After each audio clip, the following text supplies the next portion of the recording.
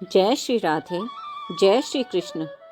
भगवान कहते हैं कि हे नारद, ना तो मैं वैकुंठ में निवास करता हूँ, ना ही योगियों के हृदय में निवास करता हूँ। मेरे भक्त जहाँ जहाँ मेरा गायन करते हैं, मैं वहीं निवास करता हूँ। ऐसे ही भक्तों की कहानी है ये, जिसमें भक्त गायन करते हैं और प्रभु उनके साथ साथ चल पड़ते हैं। एक बार एक माली की लड़की बैंगन के खेत में बैंगन तोड़ते समय गीत गोविंद के 5वें सर की धीर समीरे यमुना तीरे वस्ती वने वनमाली इस अष्टपदी को गा रही थी। उस मधुर गान को सुनने के लिए श्री जगन्नाथ जी, जो उस समय अपने श्री अंग पर महीन एवं ढीली पोशाक धारण किए हुए थे, उसके पीछे पीछे डोलने लगे। प्रेमवश बेसुध होकर लड़की के पीछे पीछे घूमने से कांटों में उलझकर श्री जगन्नाथ जी के वस्त्र भी फट गए। उस लड़की के गान बंद करने पर वे मंदिर में पधारे। फटे वस्त्रों को देखकर पुरी के राजा ने आश्चर्यचकित होकर पुजारियों से पूछा, अरे यह क्या हुआ? ठाकुर जी के वस्त्र कैसे फट गए? पुजारियों ने कहा कि हमें तो कुछ भी मालूम नहीं है। तब स्वयं श्री ठाकुर जी ने ही सब बात बता दी।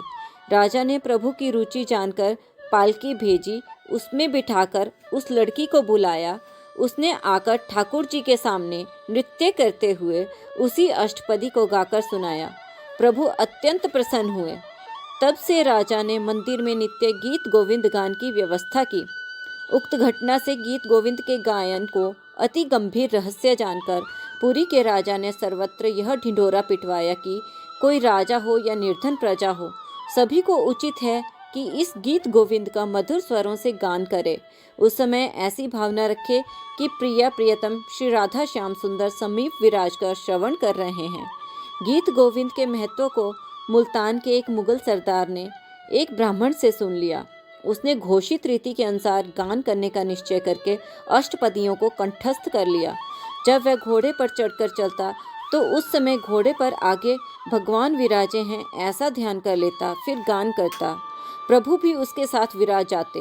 एक दिन उसने घोड़े पर प्रभु को आसन नहीं दिया और गान करने लगा। फिर क्या देखा कि मार्ग में घोड़े के आगे आगे मेरी ओर उसकी ओर मुख किए हुए है श्याम सुंदर पीछे को चलते हैं और गान सुन रहे हैं। घोड़े से उतरकर उसने प्रभु के श्री चरण पकड़ लिए तथा उसी समय अपना राजपाट नौकरी छोड़कर विरक्त वेश धारण कर लिया।